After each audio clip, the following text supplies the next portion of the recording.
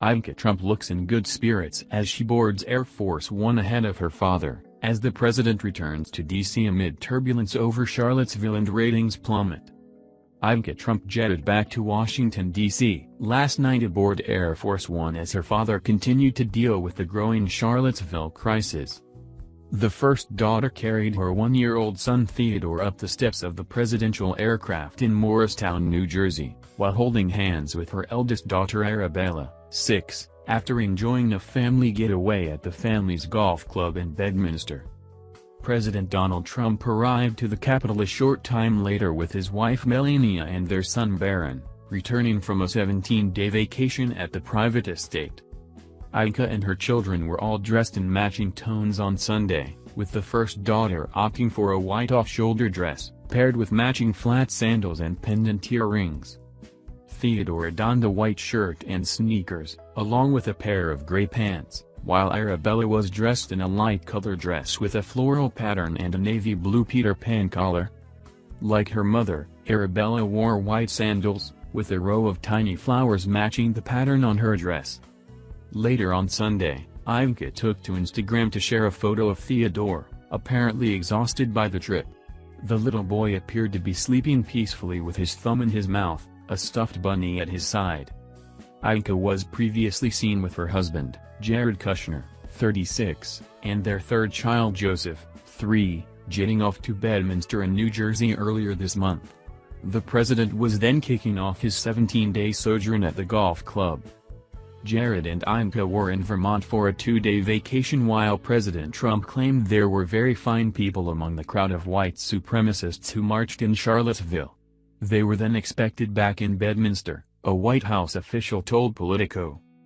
The day before she touched down in D.C., Ivanka took to social media to praise those who have stood against racism and anti-Semitism following the deadly white supremacist rally that took place in Charlottesville earlier this month. On Saturday night, she tweeted, "It was beautiful to see thousands of people across the USA come together today to peacefully denounce bigotry, racism and anti-Semitism." She continued, "We must continue to come together, united as Americans." Ivanka had previously condemned the far-right protesters in Charlottesville, in stark contrast to the reaction of her father. She tweeted, "There should be no place in society for racism, white supremacy and neo-Nazis. We must all come together as Americans, and be one country united." Charlottesville. Trump has faced condemnation over the length of time it took him to condemn neo-Nazi protesters in Charlottesville, even by Ivanka's rabbi, who publicly denounced the president for blaming both sides. Ivanka converted to Judaism before her marriage to Jared in 2009. Rabbi Haskell Luckstein of Congregation Kohelat Jeshurun, and other rabbis from the prominent modern Orthodox synagogue in Manhattan, said in a Facebook message that they were deeply troubled by the moral equivalency and equivocation of Trump's reaction. Luckstein oversaw Ivanka Trump's conversion to Judaism. He has only rarely commented on the president. Separately, the Republican Jewish coalition, which has supported Trump through earlier controversies, urged him to provide greater moral clarity in rejecting racism, bigotry and anti-Semitism. Among the coalition's board members is Las Vegas casino magnate and GOP donor Sheldon Adelson, who eventually supported Trump. The Republican Jewish coalition said, "The Nazis, the KKK, and white supremacists are dangerous anti-Semites.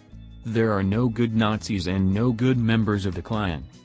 With the midterm elections approaching, some figures in the White House fear Trump's plummeting poll ratings could lose them control of Congress. GOP senators couldn't cobble together the 50 votes needed to pass a health care overhaul, and that same math could continue to be a problem in the fall, as Republicans work on reforming the tax code, which is realistically the party's last opportunity to pass major legislation in 2017. Tom Davis, a Republican state senator representing a coastal South Carolina district, said that when Trump can move beyond the crisis of the moment, he articulates policies that could help the country's economic situation. But Davis said Trump is also part of the reason not much progress has been made. To his discredit, He's been maddeningly inconsistent in advancing those policies, which is part of the reason so little has been accomplished in our nation's capital these past 6 months, he said. Mike Murphy, a veteran Republican strategist who most recently tried to help Jeb Bush win the 2016 GOP presidential primary, said the early optimism some Republicans felt about their ability to leverage Trump's presidency has all but evaporated in the days following the Charlottesville protests. He added, most party regulars have gone from an initial feeling of guarded optimism that Trump would be able to stumble along while Mitch, McConnell, and Paul Ryan do the big lifting and pass our Republican agenda to a current feeling of deep frustration and despair.